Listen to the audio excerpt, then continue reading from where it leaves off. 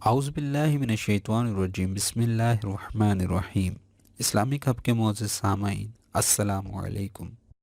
اللہ کے رسول صلی اللہ علیہ وآلہ وسلم تشریف فرما تھے، صحابہ حضور کے پاس بیٹھے تھے۔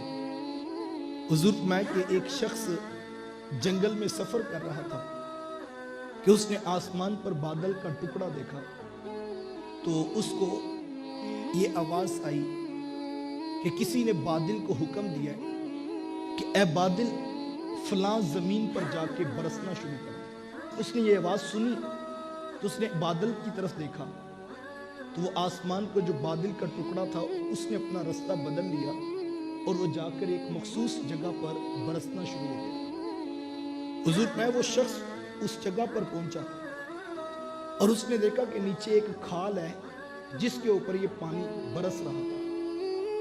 اس نے آگے بڑھ کر دیکھا کہ دیکھوں یہ پانی جاتا کدھر ہے، تو وہ چلتا ہوا اس پانی کے ساتھ ساتھ جو ہے وہ آگے بڑھنے لگا۔ جیسے ہی پہنچا تو آگے ایک شخص کھڑا تھا جو بیلچے کے ساتھ پانی کا رستہ بدل رہا تھا اور اپنی زمین کو سیراب کر رہا تھا۔ تو یہ جو بادل کے رستے پر چلا، بارش کا پانی دیکھا اور پھر اس بیلچے والے کے پاس کھڑے ہو کر پوچھتا ہے کہ اے اللہ کے بندے تیرا نام کیا ہے؟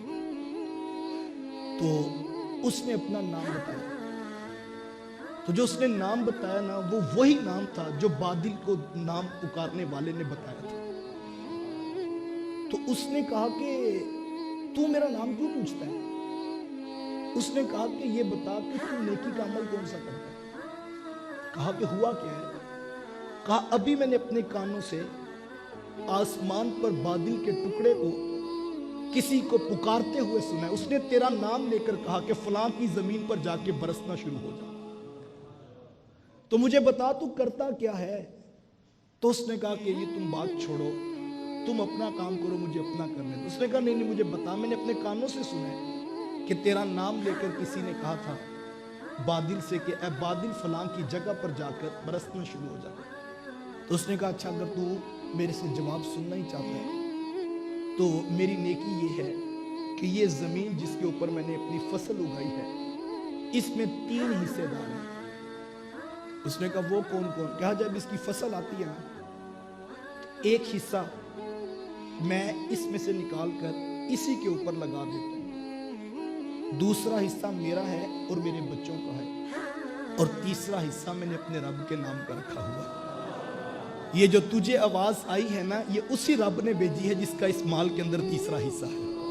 اللہ اکبر۔ اگر انسان اس رب کا حصہ شامل کر لے، وہ بادلوں کے رخ پلٹ دیتا ہے اور ہواؤں کے سمتوں کو تبدیل کر دیتا ہے، کیونکہ اس کو پتہ کسی نے میرا حصہ وہاں رکھا ہوا ہے۔ اللہ، اپنے کاروبار میں اپنے رب کا حصہ رکھو تو پھر تمہیں ٹینشن نہیں ہوگی، کوئی آفت آئے گی نہیں، بلکہ وہ بادلوں کے رخ موڑ دے گا اور ہواؤں کی سمتوں کو تبدیل کر کے تمہارے مال کی حفاظت ہوگی، کیونکہ وہ اب تمہارا مال نہیں، اب وہ رب کا بھی حصہ ہے۔ یہ ہمارے ہاں کہتے ہیں یہ سلیپنگ پارٹنر ہوتا ہے۔ سلیپنگ پارٹنر کا مطلب کیا ہے کہ کام کوئی کرتا ہے، انویسٹمنٹ کسی کی ہوتی ہے، اس نے بظاہر کوئی کام نہیں کرنا ہوتا، بس اس نے جو ہے وہ اس کو کسی طریقے سے ایک مدد دینی ہے اور باقی کام محنت مزدوری ایک دوسرے شخص نے کرنی ہے، اور جب نفع آئے گا تو برابر میں تقسیم ہوگا، یا جو ریشو انہوں نے طے کی۔ اب تم لوگوں کو سلیپنگ پارٹنر بناتے ہو تو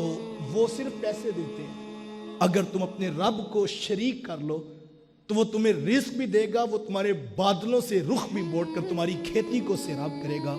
اس کو اپنا مال میں شراکت دار بناؤ جو ہواؤں کے رخوں پر بھی طاقت رکھتا ہے اور جو زمین کے زلزلوں کو بھی روکنے کی قدرت رکھتا ہے۔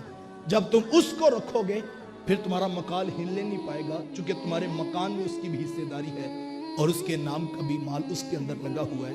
تو حضور علیہ السلام نے فرمایا کہ اس طرح اللہ تعالیٰ نے ایک شخص کی کھیتی کو سیراب کر دیا، کیونکہ اس نے اپنے رب کا بھی جو ہے وہ اس میں حصہ رکھا ہوا۔